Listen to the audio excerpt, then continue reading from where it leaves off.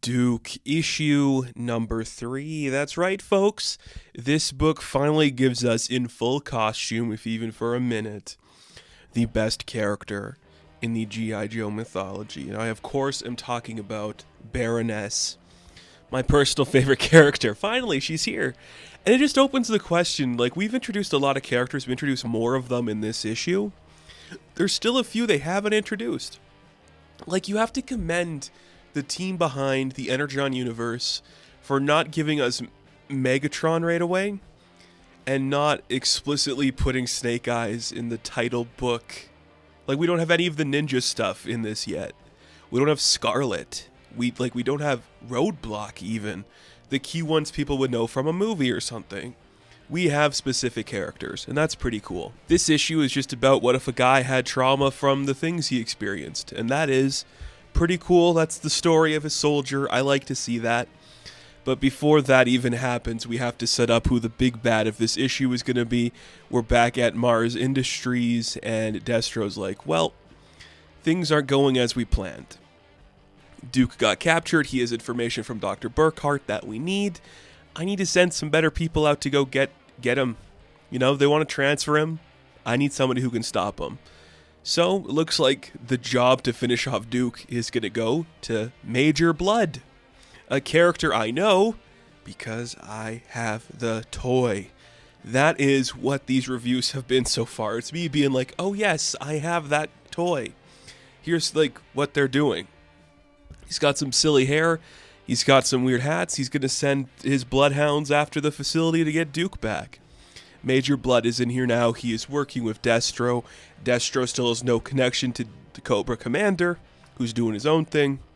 Pretty cool. So the facility where we have Duke and Clutch and Baroness locked up, they have to be transferred because it's not safe. I guess it was never really safe.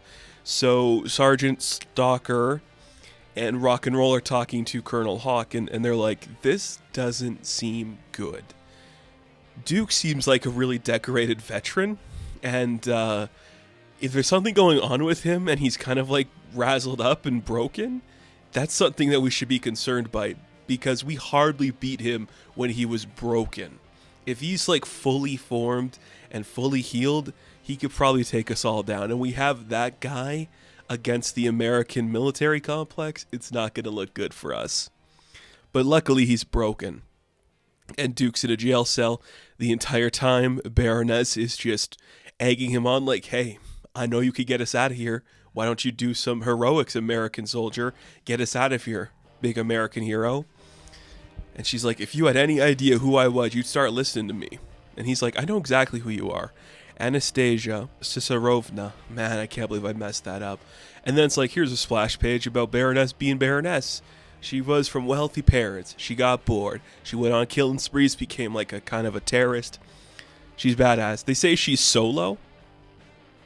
She started with a like specific European intelligence agency, and then she went rogue and became her own person.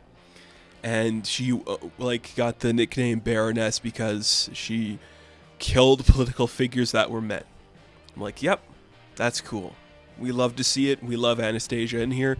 She's awesome. And then the next little bit of this book is just watching Duke have a little bit of a crisis where she's trying to egg him on, like, come on, be a big hero. I know you're a big hero.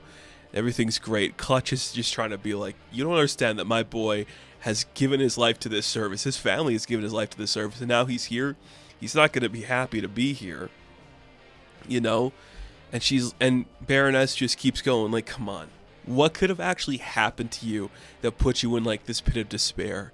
Like, you seem like a strong, capable guy. What actually could have happened that put you in this situation?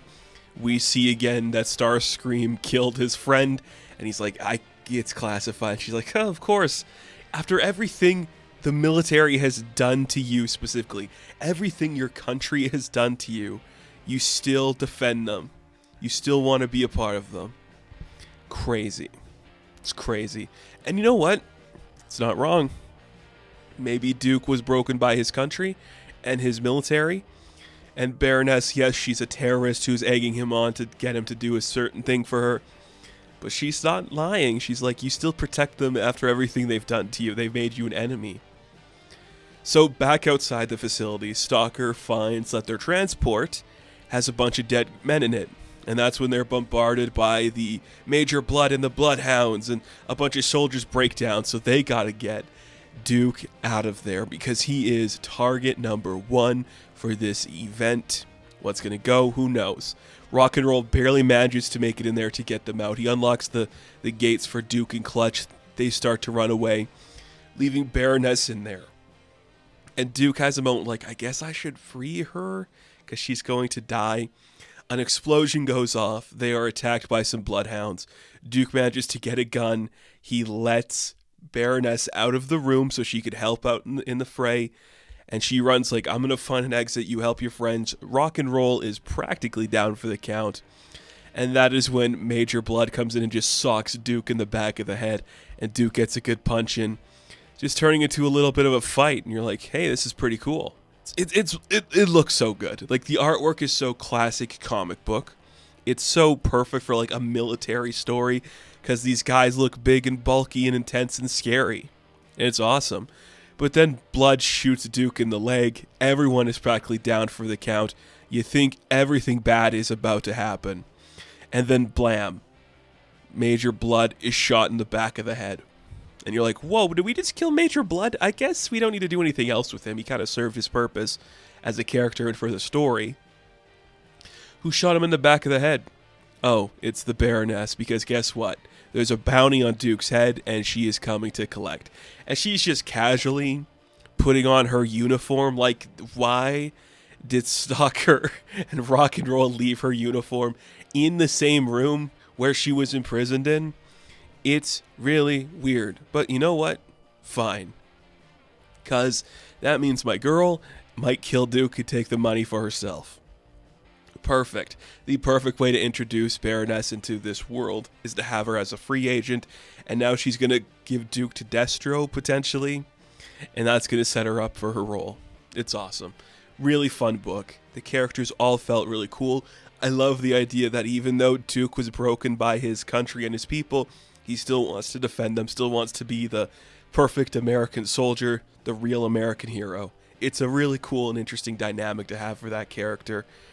And it's just really cool to see that. Big badass fun. That's what this book is. That's what it needed to be. That is what we're doing here, and it works so well.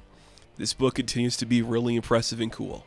So, Duke, issue number 3, I am going to give an 8 out of 10. Now, thank you all for watching this review. Be sure to like and subscribe to the channel. As always, you can check me out on Instagram, TikTok, and Twitter. And of course, I will catch you in the next one. Have fun. Stay safe. Good luck. Go, Joe.